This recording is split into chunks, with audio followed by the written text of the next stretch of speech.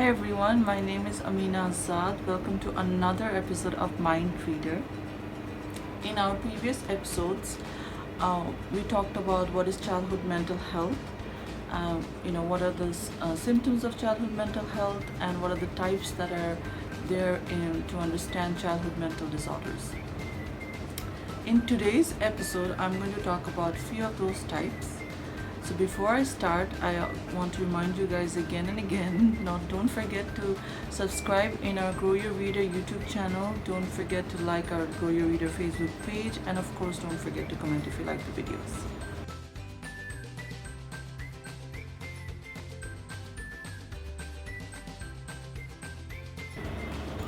Okay, so let's start. In today's episode, I'm going to talk about a very common disorder, which is anxiety.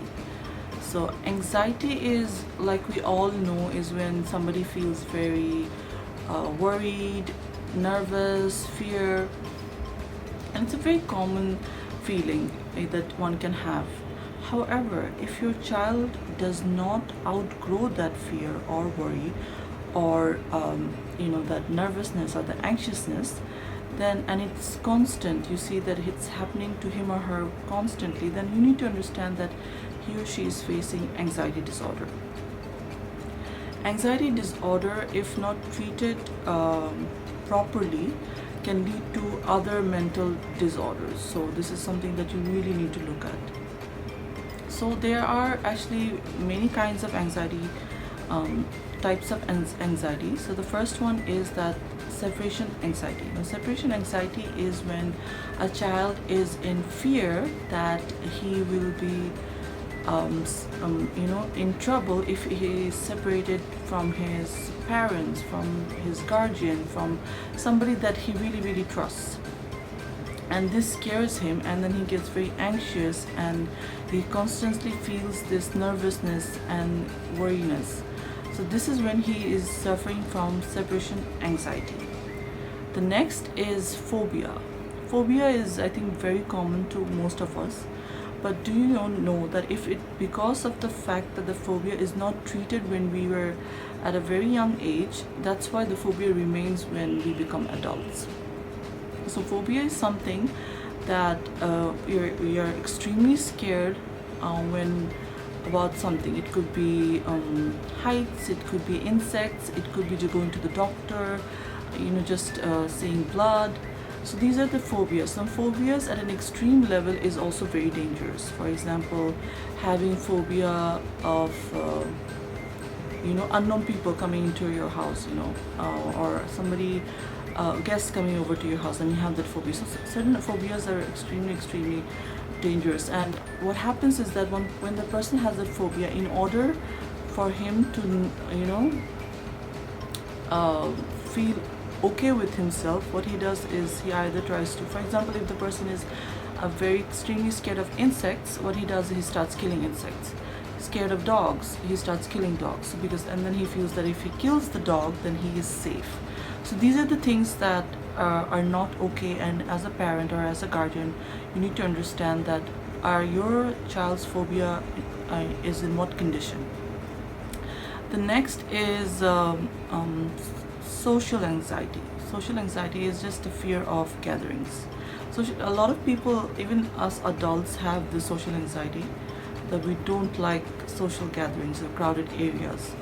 So even as a child, you see that, especially if the child is just one child of the parent, then it's very natural that he will have social anxiety. He will hate gatherings, he will hate crowded places, and he will fear that he is unsafe or something is going to go wrong with him if he's at a crowded place. The next is general anxiety. General anxiety is something not to be very scared of. I mean, it's a very normal thing that happens to most of them and most kids. It's just general anxiousness, worry. They have for kids it would be they couldn't finish their homework, what will the teacher say, their relationship between their friends, the relationship, maybe they're afraid that the teacher might say something or punish them because they did something. Just these little anxieties. For us adults, it would be thinking about the future, what will happen in the future, or some money problems, etc. So anxiety is very normal, but however, if this anxiety remains in the child constantly, then again you need to understand that these are certain things that you need to look at, and the child needs to be diagnosed. The next is a panic disorder. So this is a very extreme level of anxiousness. This is where the child starts to panic, and he starts sweating, because it could be because of something that has happened to him, a situation that has occurred. So, and he starts feeling very worried, and his worriness goes to such a level that his heart starts pounding, and he starts sweating. He starts getting very nervous, and gradually he can't breathe, and that's when he has a panic attack. So this is also something that you would want to avoid in your child. And if you see these symptoms, especially if he's sweating, he's shaking, and he's constantly telling you that he can't breathe, then you need to understand that he's suffering from panic disorder, and he needs to be diagnosed immediately.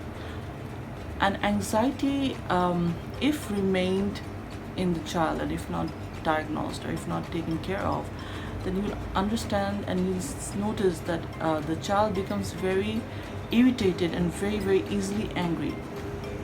So that's when you'll know that he is suffering from anxiety disorder. So that's all for today, and I really hope that you like this video.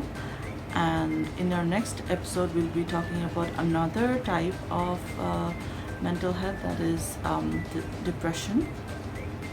So don't forget to tune in every Thursday of the week to find me talking about childhood mental health in our episodes of Mind Reading. Till then, bye bye.